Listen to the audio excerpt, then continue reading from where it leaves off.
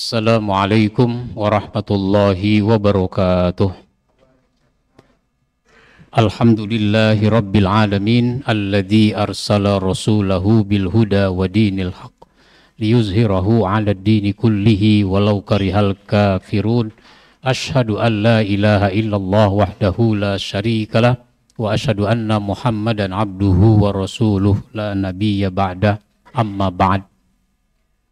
Jamaah sekalian yang saya hormati, semua kita mengetahui bahwa Rasulullah Shallallahu Alaihi Wasallam diutus untuk menyempurnakan akhlak manusia. Karenanya seluk-beluk tentang akhlak harus kita pelajari. Kalau ditinjau dari sisi konsep akhlak, maka akhlak itu bisa dibagi menjadi dua. Pertama, dari sisi kepada siapa kita berakhlak. Itu berarti namanya objek dalam akhlak. Kepada siapa kita berakhlak. Nah, kepada siapa kita berakhlak, ini dibagi dua juga. Pertama, akhlak kepada Al-Khaliq, yaitu akhlak kepada Allah sebagai pencipta. Berakhlak baik pada Allah. Misalnya bagaimana tuh berakhlak baik pada Allah? Husnuzzon kepada Allah. Baik sangka kepada Allah. Hidup ini kadang enak kita jalani secara duniawi, kadang tidak enak. Baik sangka pada Allah. Jangan kalau hidup lagi enak, Allah dibilang adil. Allah dibilang sayang. Kalau hidup lagi nggak enak, Allah dibilang tidak adil.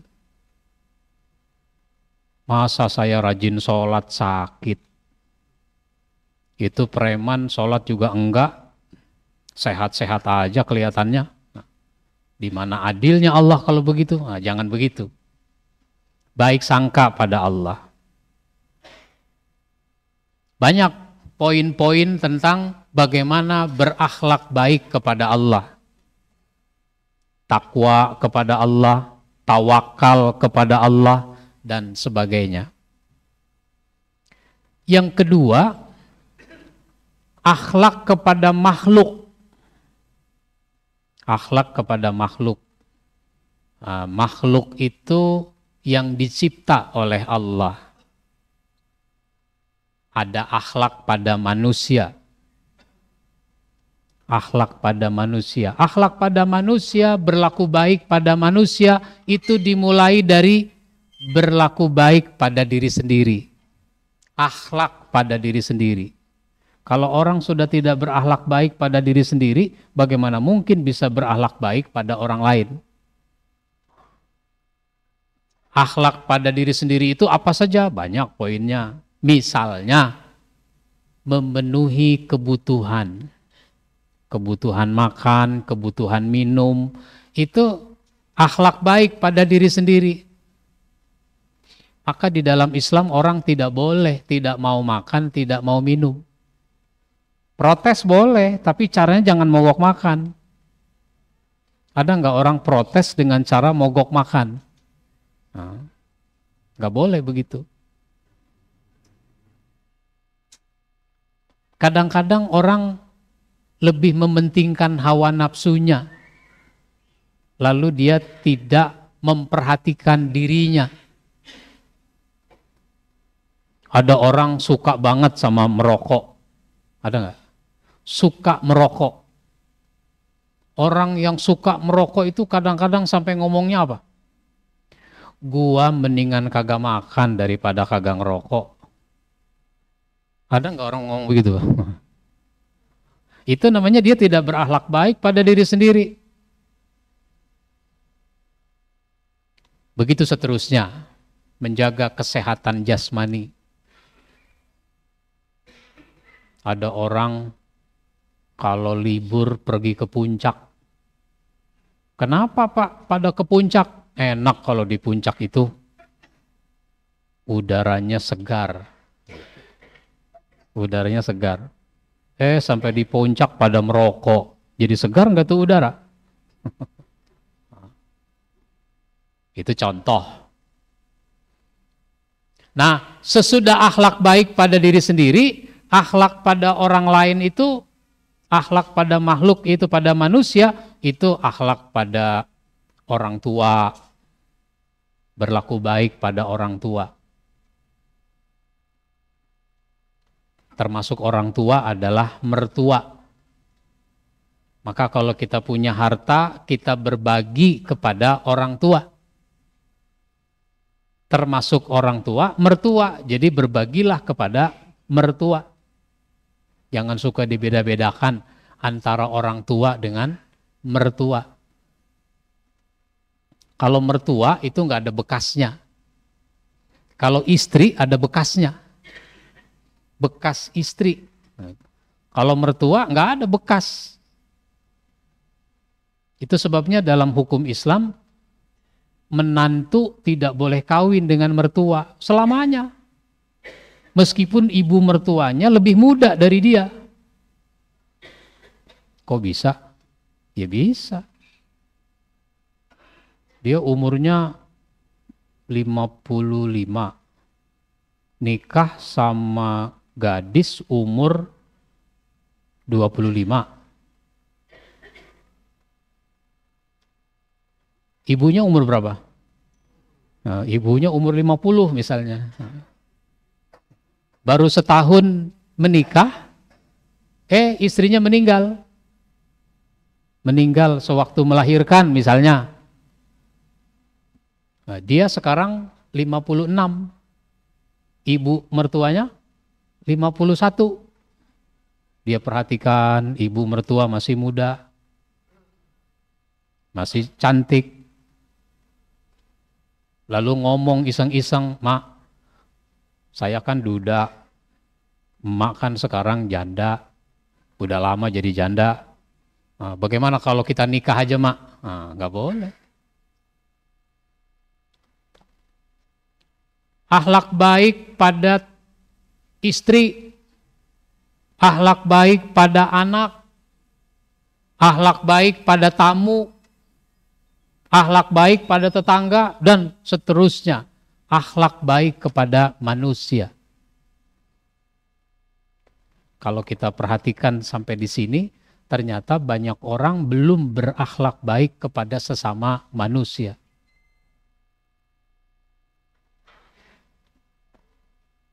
Itu dari sisi objek, kepada siapa kita berakhlak. Kepada Allah sebagai Al-Khaliq. Yang kedua, kepada makhluk. Makhluk itu manusia. Apalagi makhluk? Binatang. Akhlak baik pada binatang. Orang harus memperlakukan binatang dengan baik. Manusia, kita boleh mengkonsumsi daging binatang yang memang dihalalkan. Boleh makan daging ayam, boleh makan daging sapi, daging kambing, dan sebagainya. Boleh. Tapi itu binatang harus disembelih dulu. Menyembelihnya harus menggunakan pisau atau golok yang tajam. Sehingga tidak ada unsur penyiksaan. Itu sebabnya di dalam Islam, orang diharamkan makan daging dari binatang yang hidup. Tidak boleh makan daging dari binatang yang hidup.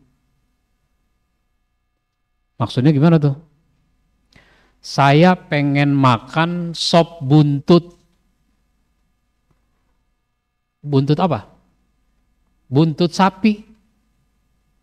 Yang mau saya sop cuma buntut. Kalau nyembelih seekor sapi kebanyakan. Buntutnya aja saya potong. Terus saya sop. Nah, itu namanya menyiksa binatang. Nggak boleh. saya pengen makan sop kaki kambing. Kalau nyembeli seekor kambing, kebanyakan. Yang mau disop cuma kakinya doang. Kakinya aja patahin. Terus disop. Nggak boleh, itu namanya penyiksaan. Akhlak baik pada binatang. Ngomong-ngomong, kalau burung dimasukkan ke dalam sangkar, itu kira-kira burungnya seneng gak ya? Sayangnya kita nggak bisa bahasa binatang, nggak bisa bahasa burung. Kalau Nabi Sulaiman bisa bahasa burung. Tapi coba kita renung-renungkan deh. Burung kalau kita tempatkan di dalam sangkar, kira-kira dia senang apa enggak ya? Kayaknya dia nggak suka deh, dia maunya terbang bebas. Maka habis taraweh yang punya burung lepas. Biar supaya burung itu bisa terbang bebas. Nah, gitu. Akhlak baik pada binatang. Lalu makhluk itu selain manusia binatang itu adalah lingkungan hidup. Berakhlak baik pada lingkungan hidup. Ada air, itu lingkungan hidup. Ada bumi, lingkungan hidup. Ada pohon, dan sebagainya. Maka orang harus berakhlak baik pada lingkungan hidup. Nah, begitu. Nah, cuma lingkungan kita ini makin rusak. Sehingga hidup di muka bumi ini seperti tidak nyaman, selalu was-was. Kalau hujan, banjir. Kalau kemarau, kekeringan. Masih ingat nggak cerita Nabi Yusuf alaihi salam?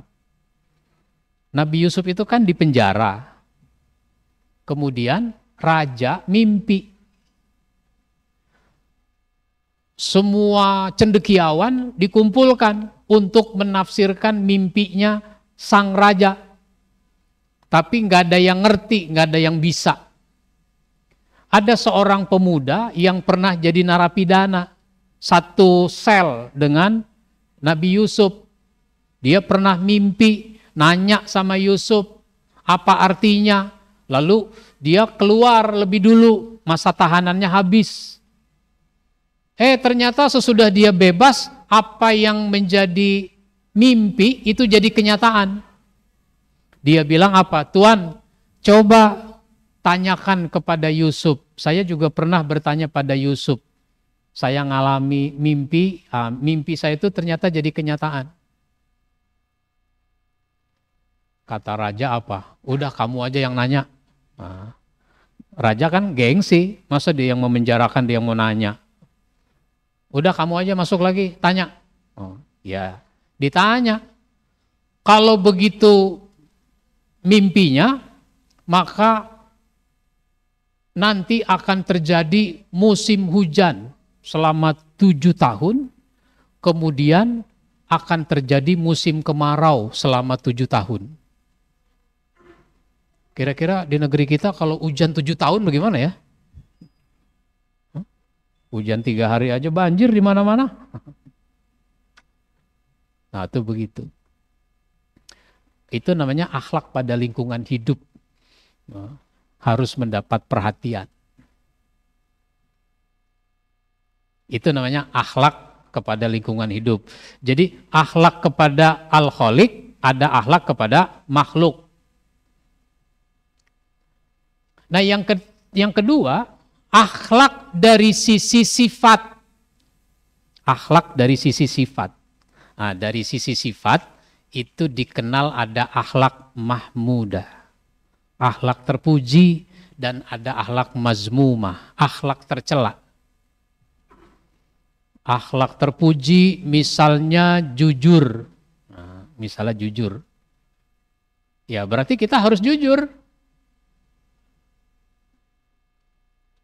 Kadang-kadang tanpa kita sadari, kita mengajarkan anak berlaku tidak jujur. Dalam suasana Ramadan, saya sering habis taraweh itu datang anak-anak. Mau ngapain? Minta tanda tangan. Anak-anak datang minta tanda tangan. Suatu ketika yang datang minta tanda tangan menghadap itu bukan anak-anak tapi bapaknya. Saya tanya, Pak, anaknya mana? Anak saya nggak mau ke masjid, Pak Ustadz. Ya kalau nggak mau ke masjid jangan minta tanda tangan. Kalau Bapak minta tanda tangan, saya tanda tangani, itu sama dengan mendidik anak menjadi tidak jujur. Tidak ke masjid tapi tanda tangan dapat. Nah, itu contoh kecil, contoh sederhana. Jadi akhlak terpuji itu banyak. Jujur, sabar, istiqomah, malu, al-haya, malu. Nah, kan banyak orang nggak punya malu. Dulu kalau pakai baju, pakai celana sudah robek, itu dia nggak pakai lagi atau dijahit dulu. Sekarang kan banyak tukang permak keliling. Pakai sepeda, mesin jahit dia bawa. Permak dulu, dijahit. Jangan sampai pakaian robek masih dipakai. Sekarang jadi model. Celana robek di paha, robek di lutut, dipakai. Itu namanya orang gak punya malu. Udah gitu, pakai celana model begitu, datang ke masjid mau sholat. Berapa kali saya menegur orang? Lebih dari 10 kali. Pernah anak remaja, usia SMA kira-kira, itu lagi mau sholat zuhur, saya ada acara di satu masjid, mau sholat zuhur, sholat sunat dulu, dia lebih dulu ada di samping saya. Saya sholat di samping dia, sholat sunat. Assalamualaikum, saya sholat sunat selesai, saya lihat, lah ini anak celananya robek, bagian paha. Dek, nggak boleh dek, celana begini dipakai buat sholat. Karena nggak nutup aurat kan berarti? Iya ya Pak, nggak nutup aurat. Kalau gitu saya mau keluar dulu. Mau kemana? Mau beli Handiplas. Mau beli Handiplas. Dulu Handiplas pakai buat apa? Kalau kulit kita luka, nah gitu. Sekarang celananya yang luka, mau ditutup. Pernah ada orang, saya lihat selesai sholat, itu celananya robek. Pak, kok sholat pakai celana robek? Tadi waktu sholat ditutup Pak Ustadz, ditutup. Pakai apa? Pakai sapu tangan.